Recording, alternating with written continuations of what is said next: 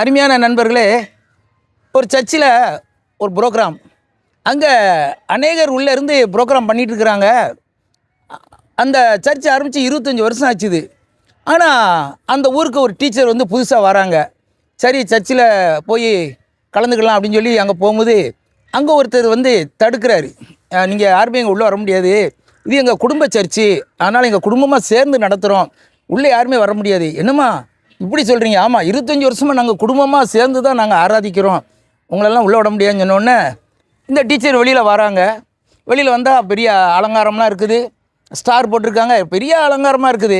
வெளியில் ஒருத்தர் அருமையாக பெரிய நீல தாடி, வெண்மையான நிறத்தில் நல்ல வெண்ணங்கி தரித்தவராக அங்கே ஒருத்தர் நிற்கிறாரு.